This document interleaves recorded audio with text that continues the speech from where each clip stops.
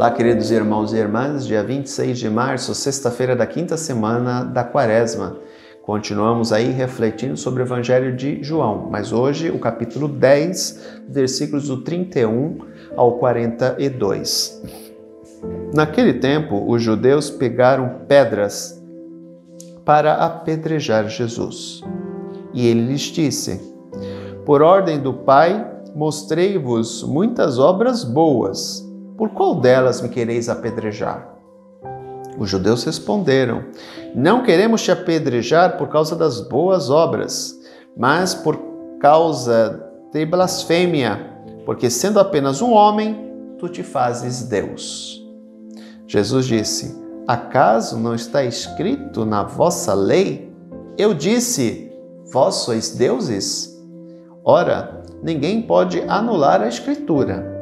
Se a lei chama deuses as pessoas às quais se dirigiu a palavra de Deus, por que então me acusais de blasfêmia quando eu digo que sou filho de Deus, eu, a quem o Pai consagrou e enviou ao mundo?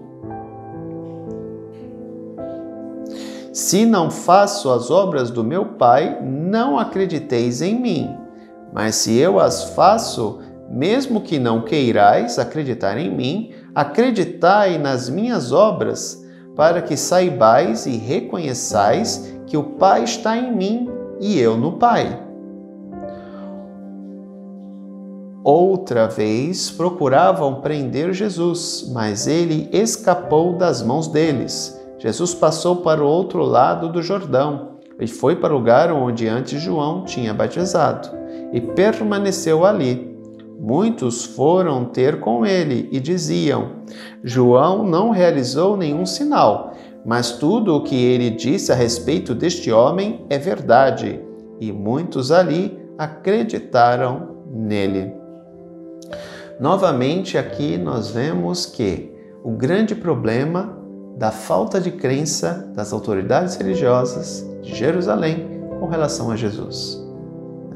E Jesus a todo momento se revelando: eu sou o Filho de Deus. É interessante porque na cultura judaica era chamado Filho de Deus o rei.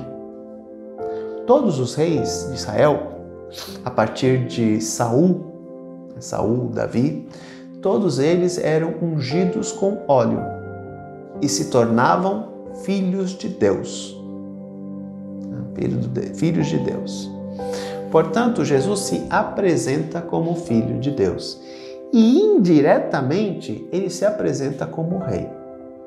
Não como Rei dos hebreus, não como Rei dos judeus, mas como Rei do universo, Rei da humanidade no aspecto espiritual. Lembremos do diálogo de Jesus com Pôncio Pilatos. Ele vai dizer: o meu reino não é deste mundo. Mas ele é rei. Ele não diz: eu não sou o rei. O meu reino não é deste mundo. Portanto, ele é rei.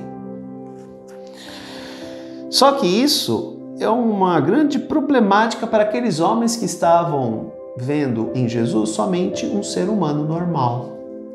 E aqui vem algo que eu também já falei para vocês em outras oportunidades, seja na celebração da Santa Missa, seja aqui na reflexão diária.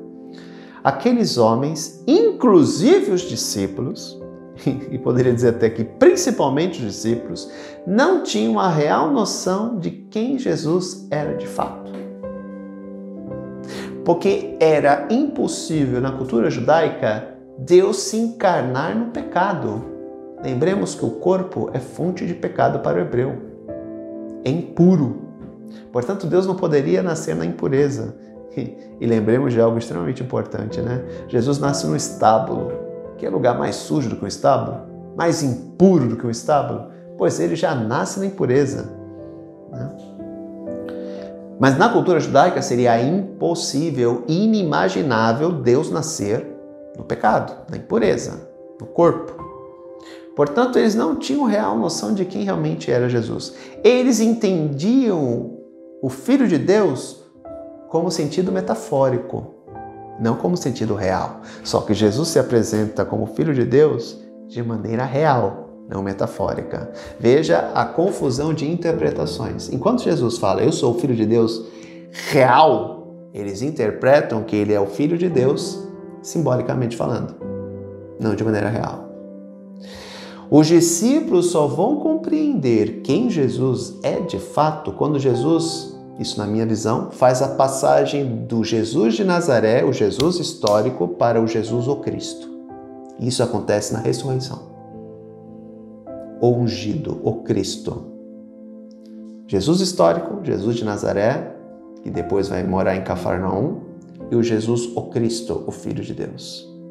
Aqui eles vão perceber quem Jesus era de fato, fazendo uma releitura do Antigo Testamento, da lei, principalmente dos profetas. E aí cita-se o profeta extremamente importante para a compreensão do Messias, o profeta Isaías.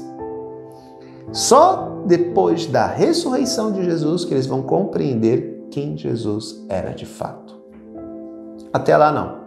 Eles acham que Jesus é um homem de Deus, Jesus é um profeta, Jesus é um rei esperado, o Messias esperado, mas no aspecto puramente humano. E aí eu volto a dizer para vocês também, é muita inocência acharmos nós que os discípulos não tinham projetos políticos. Tinham, como bom ser humano que eram, eles tinham. Eles abandonaram casa, abandonaram trabalho, abandonaram toda a sua vida para seguir Jesus. Por quê? Porque eles esperavam que Jesus realmente fosse se tornar rei de Israel e eles ascenderiam também com ele ao poder. Essa é a verdade. Por isso que quando Jesus fala aos discípulos que ele vai para Jerusalém, que ele vai morrer, o que Pedro faz? Repreende Jesus. O chama à parte e fala, não, que história é essa de morrer? Nós abandonamos tudo?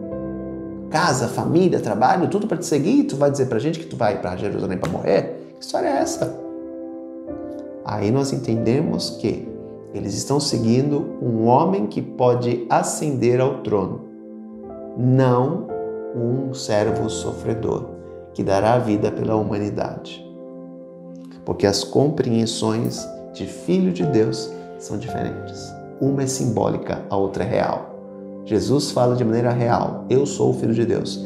Eles entendem no sentido simbólico. E para nós, quando falamos que Jesus é o nosso Senhor e Salvador, estamos falando de maneira real ou simbólica? Cremos realmente em Deus de maneira real ou simbólica? Aceitamos o Evangelho dele de maneira real ou simbólica? Que vocês possam refletir sobre esses questionamentos para entender quem de fato é Jesus na vida de cada um de vocês. Grande abraço, até amanhã, se Deus quiser. Tchau.